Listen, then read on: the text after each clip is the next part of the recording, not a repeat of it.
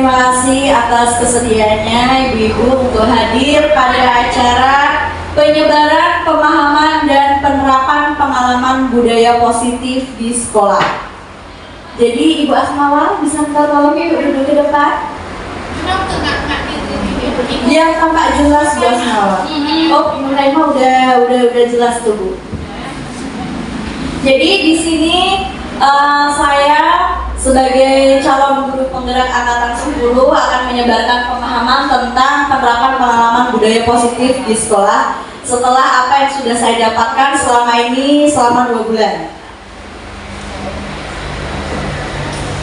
Jadi konsep inti budaya positif di sekolah itu yang pertama ada perubahan paradigma belajar sesuai dengan kurikulum 2013, kemudian ada disiplin positif, kemudian ada nilai-nilai kebajikan, kemudian ada kebutuhan dasar manusia, motivasi perilaku manusia, kemudian ada posisi kontrol guru, kemudian ada keyakinan kelas, dan yang terakhir ada segitiga restitusi.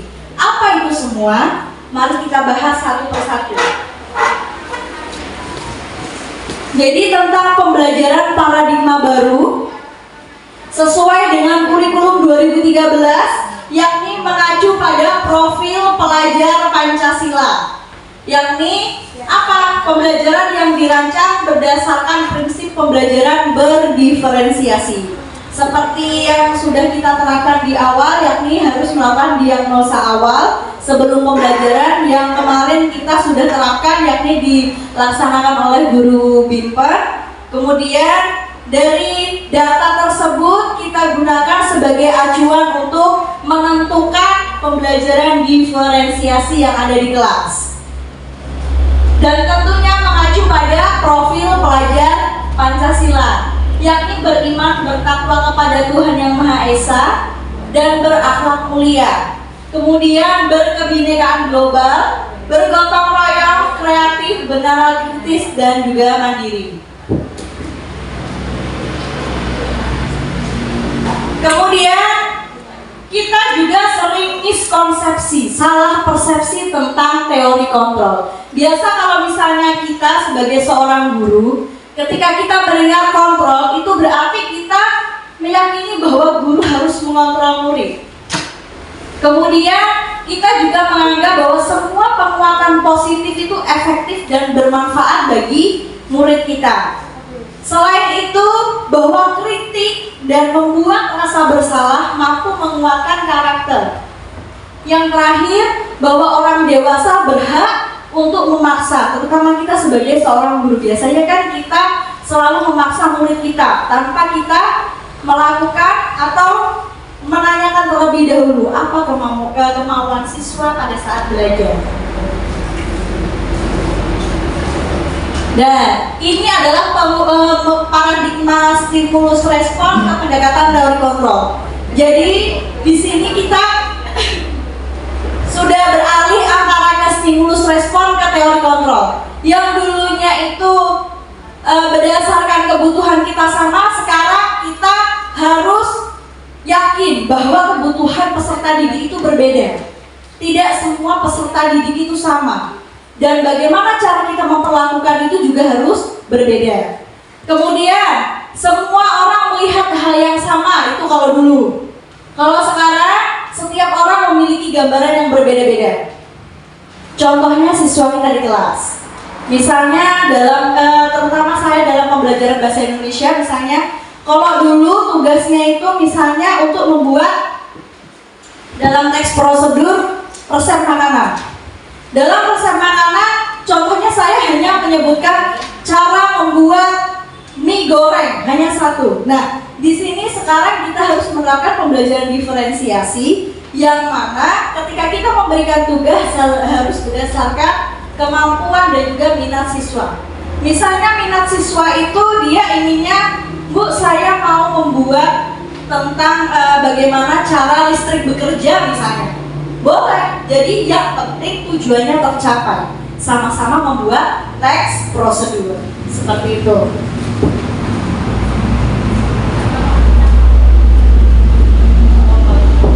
Kemudian bab yang selanjutnya adalah tentang disiplin yang artinya belajar. Di sini mengacu pada disiplin diri yang memiliki tanggung jawab terhadap apa yang dilakukan berdasarkan nilai-nilai yang diyakini. Kemudian disiplin positif merupakan salah satu cara penerapan disiplin yang bertujuan untuk menumbuhkan kesadaran. Jadi kesadaran dari siswanya itu sendiri, serta memberdayakan peserta didik tanpa imbalan penghargaan. Jadi biasanya kan kita sering melakukan, ayo nak kalau kamu nanti dapat peringkat 1 nanti kamu dapat hadiah misalnya. Nah itu kan juga termasuk penghargaan. Itu sebenarnya zaman sekarang sudah tidak diperbolehkan lagi. Karena ketika siswa itu mendapatkan penghargaan atau hukuman, maka itu efeknya akan berdampak pada murid. Oh kalau misalnya saya tidak mendapatkan hadiah, saya tidak mau. Nah, jadi itu efek jangka panjangnya pada murid. Jadi sebagai pendidik, tujuan kita adalah menciptakan peserta didik yang memiliki disiplin diri sehingga mereka berperilaku mengacu kepada nilai-nilai kebajikan universal dan memiliki motivasi intrinsik. Jadi mereka memiliki motivasi tersendiri dalam perubahan perilaku ke arah yang lebih baik. Selanjutnya nilai-nilai kebajikan adalah nilai yang disepakati bersama terlepas dari suku bangsa, agama, bahasa maupun latar belakang. Jadi di sini mengacu pada profil pelajar Pancasila, yakni ada 6 tadi. Kemudian ini berdasarkan sikap yang ditunjukkan secara global seluruh dunia. Ada toleransi, rasa hormat, integritas, mandiri, menghargai, antusias, empati, keingintahuan, kreativitas, kerjasama, percaya diri, dan komitmen. Kemudian dalam keterampilan hidup, seorang siswa itu dia itu ingin dapat dipercaya. Kemudian lurus hati, pendengar yang aktif, tidak merendahkan orang lain, dan memberikan yang terbaik dari dirinya.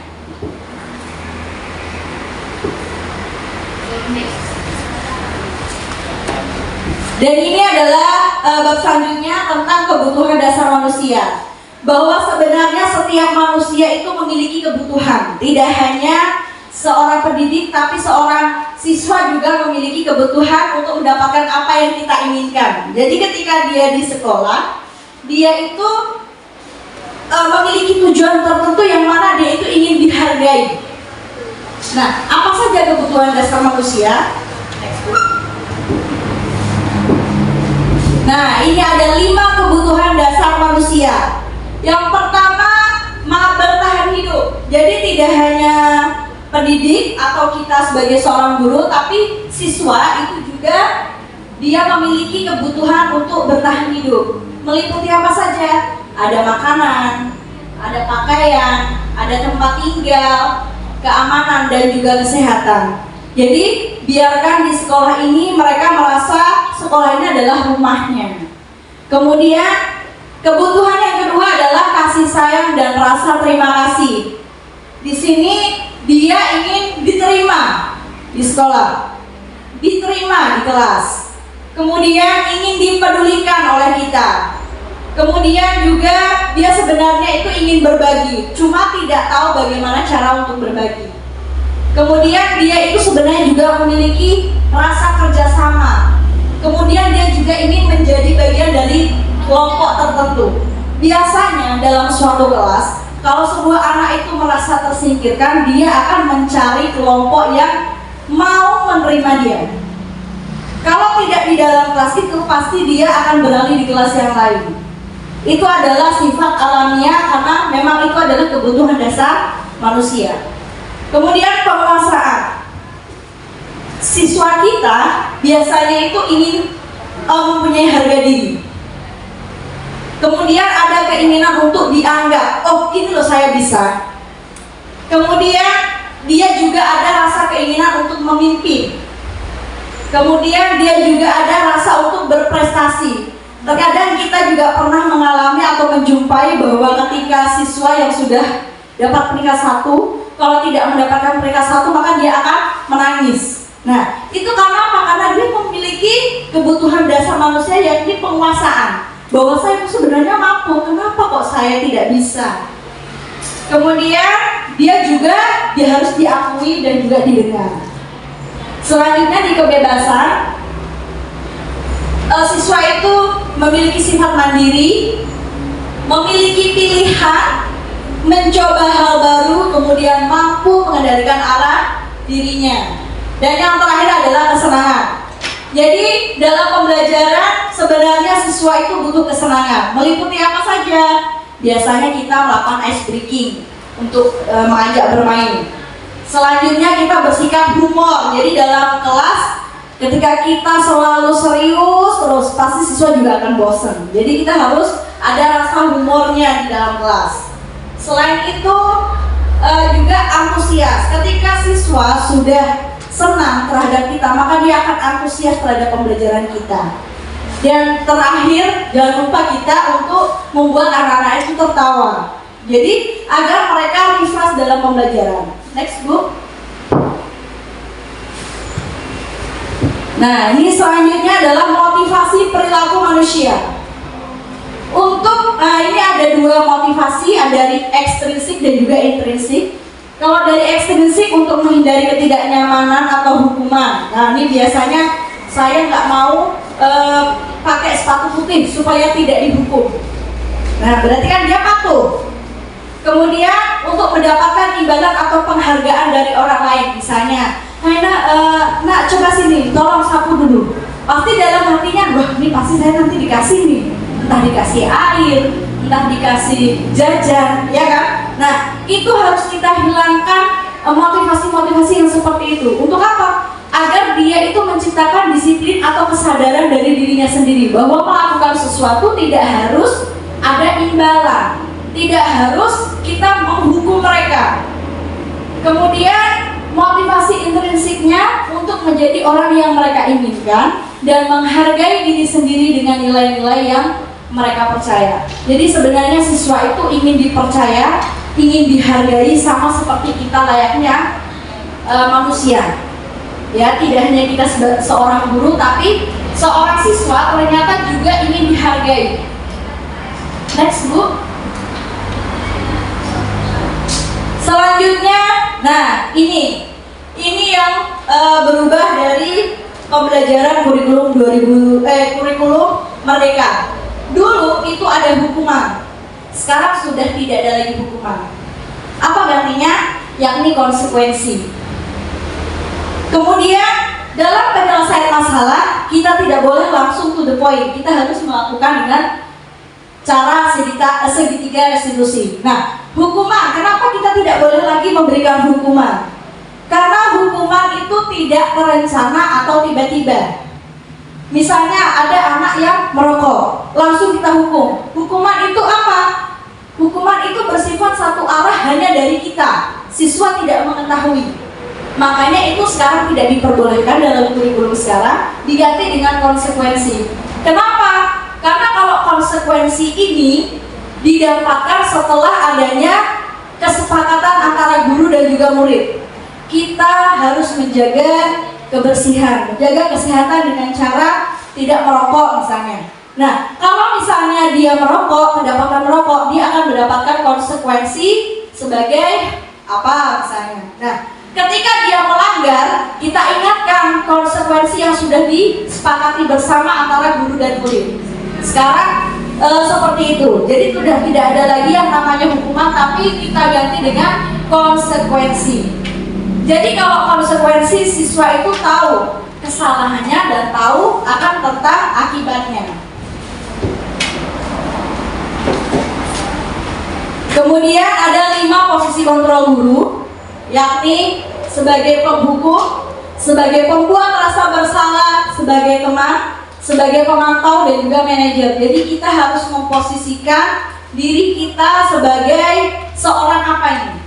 Apakah seorang penghukum, pembuat rasa bersalah, teman, pemantau, atau manajer? Nah, ini ada contohnya. Ini ada kasus penerapan 5 posisi kontrol guru. Nah, ini terutama kita wali kelas ya. Ini bisa kita terapkan di kelas 5 posisi kontrol guru. Di sini ada kasus siswa tidak memakai atribut lengkap saat upacara bendera. Ini juga pasti kita temui di sekolah kita. Kalau kita posisi kontrol gurunya itu adalah sebagai seorang penghukum, maka kita akan langsung mengatakan, kamu, sini, hormat kamu pada bendera selama 1 jam. Berarti kita langsung menghukum. Itu tidak diperbolehkan. Kemudian, pembuat rasa bersalah. Ada ini yang versi kedua, pembuat rasa bersalah. Sama-sama kasusnya itu, tapi dengan cara penyampaian seperti ini.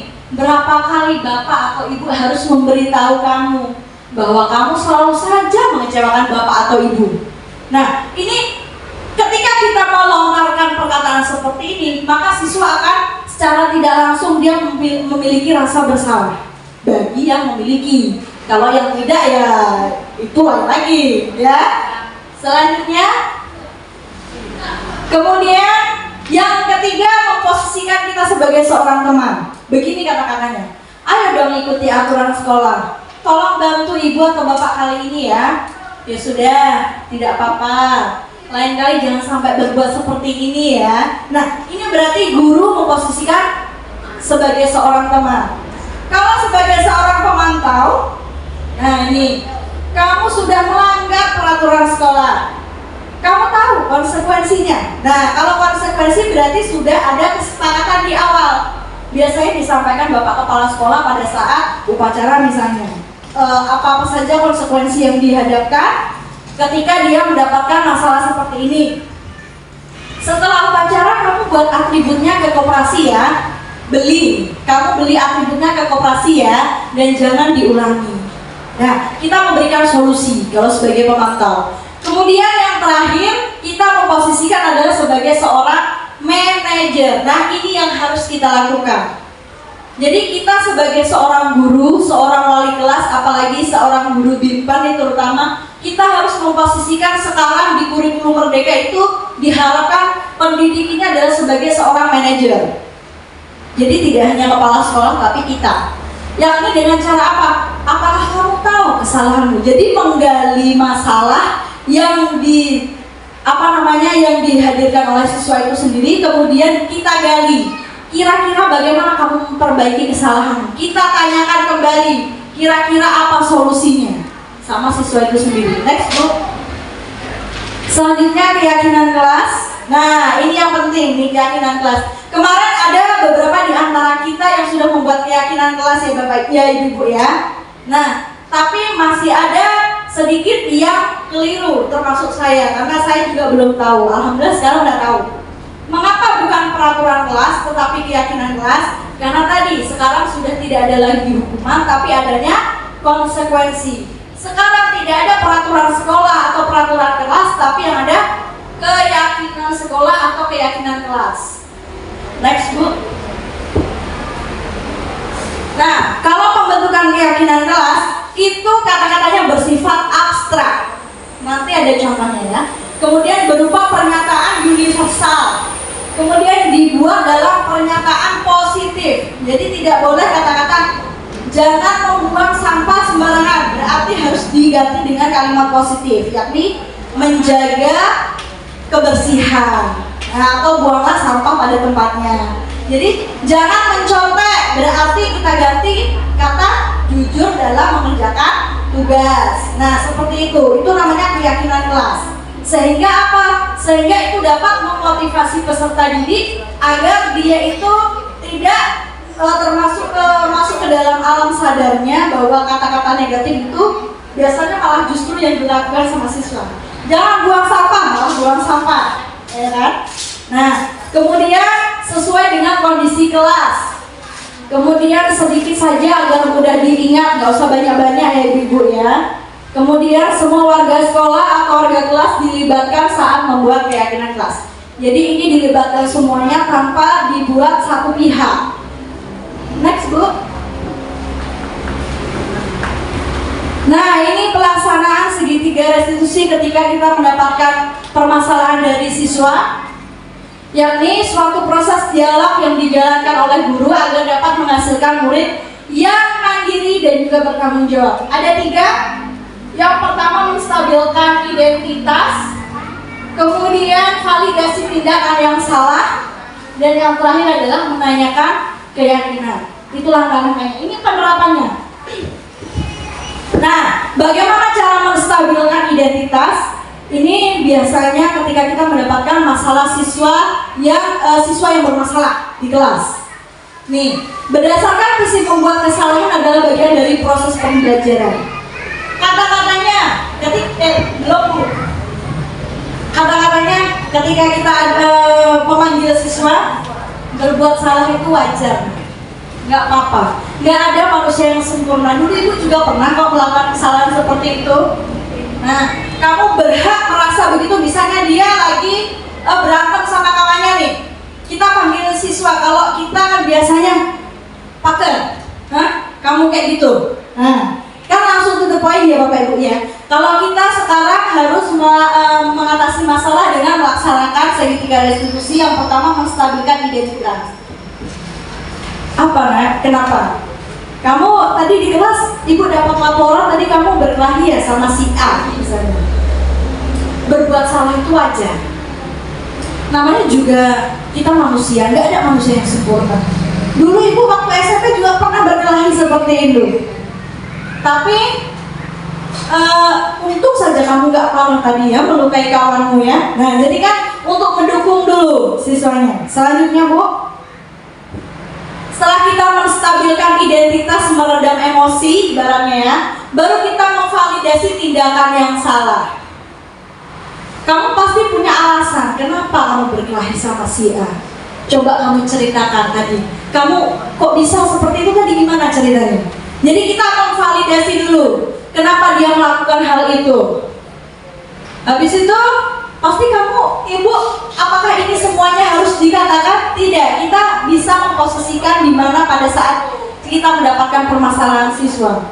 Kamu melakukannya pasti karena kamu merasa bahwa kamu itu adalah orang yang berharga. Nah, kita di situ juga mendorong dia supaya dia tidak emosi. Selanjutnya Bu, dan yang terakhir menanyakan keyakinan. Tadi kan sudah dibuat kesepakatan keyakinan kelas bahwa kita harus saling menghargai di kelas, saling menghormati. Nah, kita tanyakan lagi, coba apa keyakinan kelas yang sudah kita sepakati dan yang sudah kamu langgar. Kemudian seperti apa gambaran kelas yang ideal menurut kamu? Apa berkelahi? Apa berteman atau bagaimana? Nah, jadi dia yang menemukan solusi sendiri atas permasalahan mereka. Kemudian kamu ingin menjadi orang yang seperti apa? Apa kamu mau jadi preman? Apa mau jadi seperti apa? Jadi setelah memvalidasi tindakan, menanyakan keyakinan, kita tanyakan solusinya. Jadi apa yang akan kamu lakukan ke depannya? Apakah kamu akan berkelahi lagi? Nah, next Bu. Ini ada contoh kasus ya. Siswa yang tidak mengerjakan tugas. Selasa siang, Bu Malina tidak bisa mengajar pelajaran Bahasa Indonesia di kelas 72 karena harus mengikuti rapat penting di kabupaten. Ini contoh kasus, bukan betulan ini ya. Bu Malina pun memberikan tugas kepada siswa kelas 7B, 72 harusnya, agar kelas tidak kosong. Namun, Raila tidak mengerjakan tugas. Dia malah tiduran di meja. Dan akhirnya justru tidur sungguhan. Akhirnya saat pemprov tugas, si Raila ini tidak mengumpulkan. Keesokan harinya, saat mengoreksi tugas, Bu Malina menemukan satu anak yang tidak mengerjakan tugas, yakni si Raila. Padahal berdasarkan buku presensi, hari itu Rahila masuk sekolah. Saat istirahat, Bu Malina pun manggil Rahila untuk mengklarifikasi. Next Bu. Nah, kemarin ini contoh kasusnya ya.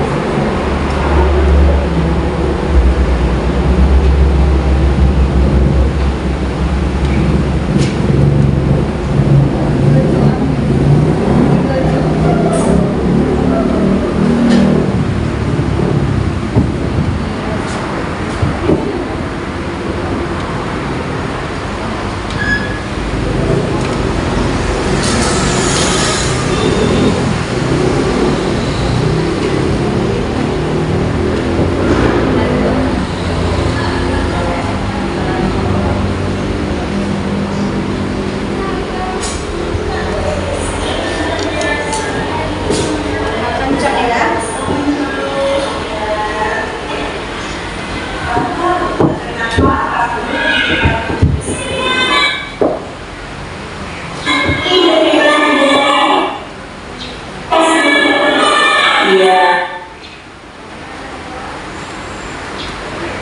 Iya. Tapi kelas.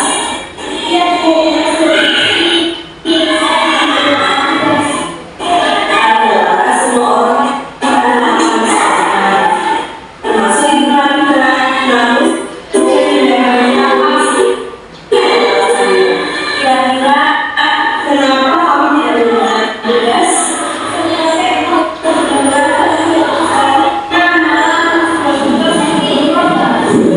Kamu masih ingat kan keyakinan kelas kita? Nah, kalau masih ingat, kira-kira yang kamu lakukan itu sudah sesuai atau belum dengan keyakinan kelas kita? Keyakinan kelas yang mana coba? Apakah kita bisa menyebutkan?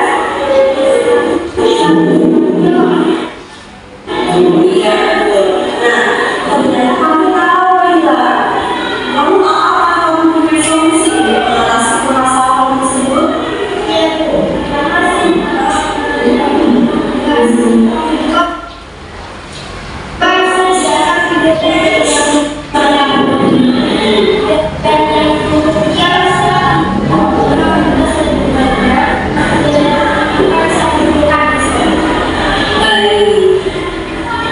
Kembali sama apresiasi akan menjawabku dari kami dari istirahat. Berjuangnya ya, ya.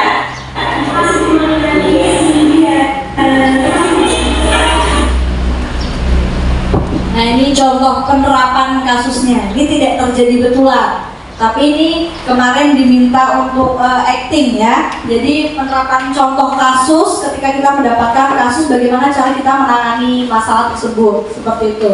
Dengan cara menerapkan segitiga restitusi, dengan menstabilkan identitas, kemudian memvalidasi tindakan yang salah, dan yang terakhir menanyakan keyakinan kelas kembali. Udah, Bu?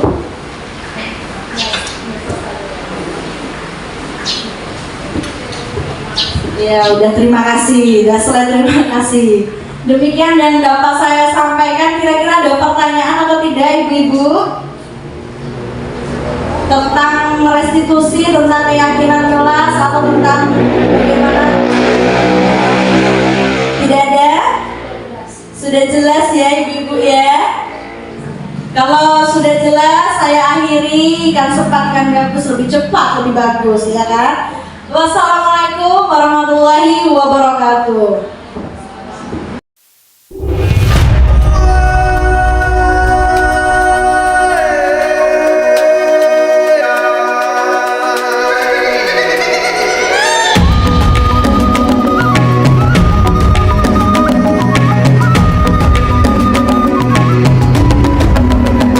Bangun dan bukalah matamu, saatnya meraih mimpimu.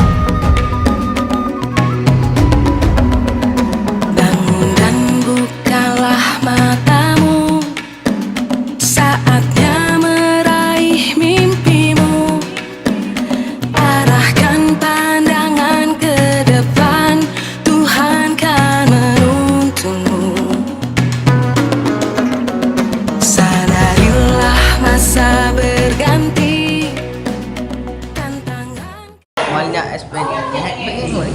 Assalamualaikum warahmatullahi wabarakatuh.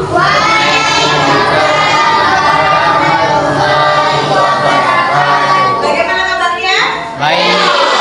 Alhamdulillah. Masyukurin. Jadi hari ini Ibu akan memberikan pemahaman kepada kalian tentang keyakinan kelas. Ya, yang harus disepakati. Dulu kalau zaman kurikulum 2013 itu ada yang namanya peraturan, ya. Tapi sekarang karena kalian sudah kurikulum merdeka, maka peraturan itu sudah tidak ada dan diganti dengan keyakinan kelas. Apa itu keyakinan kelas? Ya hampir mirip-mirip dengan peraturan. Tapi bedanya kalau keyakinan kelas itu harus diyakini oleh semua warga yang ada di kelas ini. Paham? Makanya untuk mendapatkan keyakinan kelas ini harus berdasarkan kesepakatan bersama sehingga bisa dilaksanakan dengan sepenuh hati. Paham? Paham. Oke. Contohnya, misalnya keyakinan kelas yang harus kita yakini dan kita sepakati dan kita laksanakan adalah saling menghargai. Kemudian tidak boleh mencontek. Setuju atau tidak? Setuju. Kalau tidak boleh mencontek itu kan berarti menggunakan kalimat negatif ya. Nah, berarti itu harus diganti dengan kata-kata positif. Jadi tidak boleh mencontek. Harusnya apa? Harus jujur dalam mengerjakan Tugas. Paham? Paham. Jadi tidak boleh menggunakan kata tidak, jangan, atau dilarang. Harus menggunakan kata-kata yang bersifat positif. Paham? Oke, sekarang Ibu akan memberikan satu lembar kertas masing-masing. Silahkan ditulis keyakinan kelas menurut hati kalian. Apa yang harus diyakini di kelas ini? Main Misalnya, hadir di kelas tepat waktu. Misalnya saling menghargai. Misalnya saling menghormati. Kemudian peduli sesama teman atau menjaga kebersihan dan lain-lain. Silakan ditulis. Paham? Oke.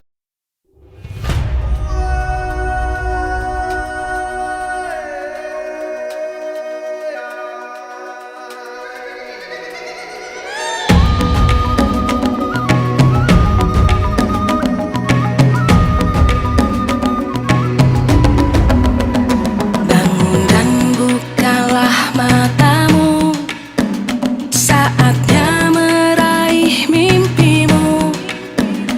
Arahkan pandangan ke depan, Tuhan kan menuntunmu. Sadarilah masa berganti, tantangan kan kita hadapi. Bergandeng tangan untuk negeri, era kita menanti. Tindakan ke depan ya. Yang sudah langsung dilakukan.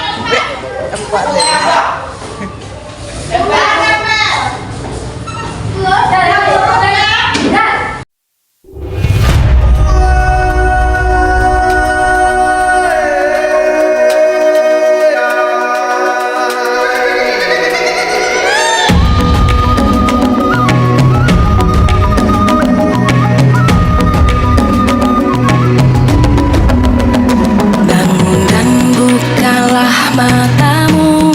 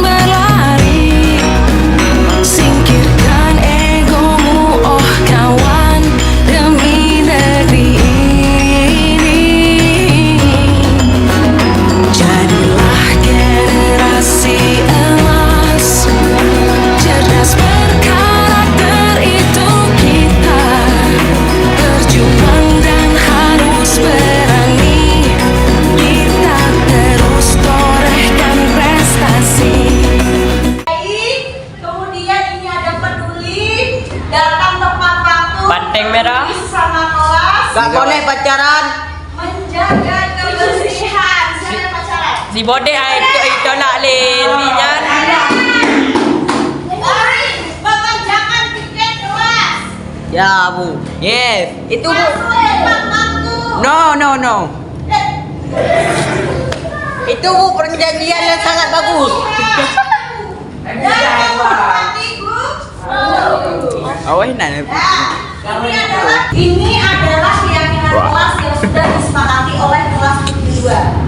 Ya, diharapkan kedepannya ini dilaksanakan. Oke, kedua apa? Bapak, ada pertanyaan?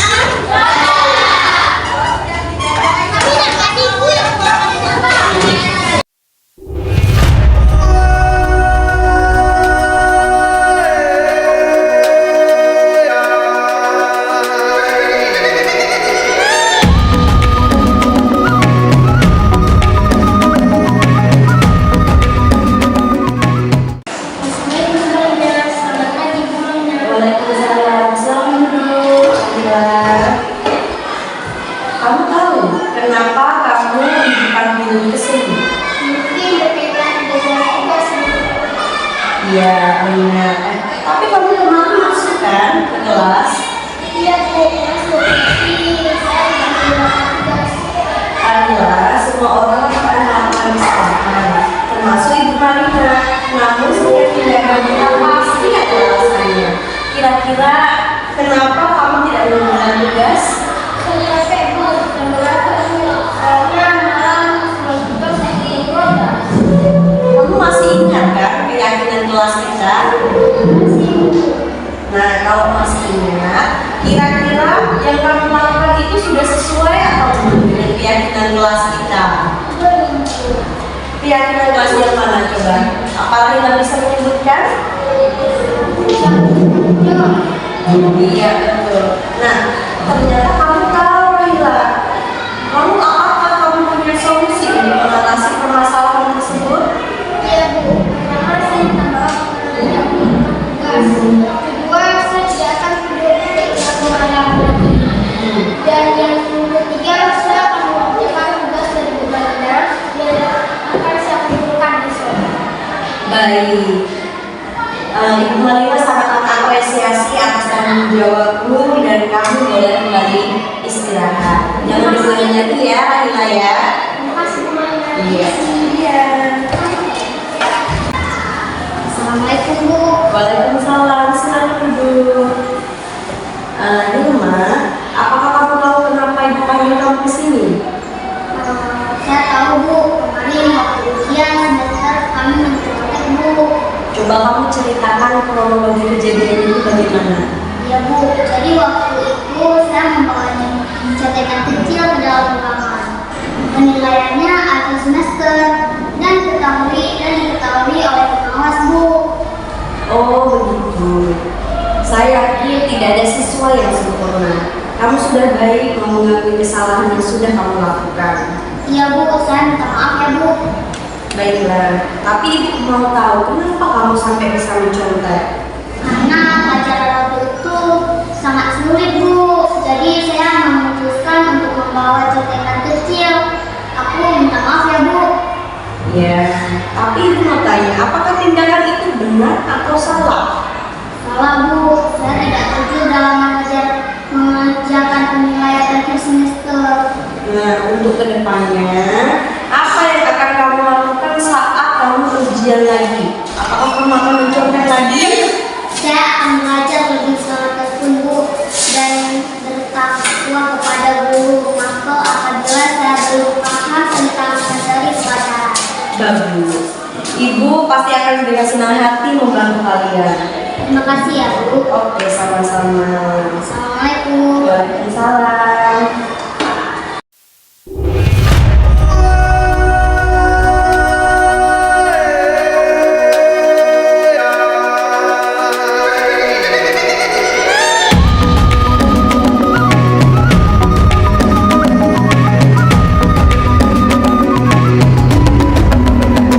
Bangun dan bukalah matamu, saatnya meraih mimpimu.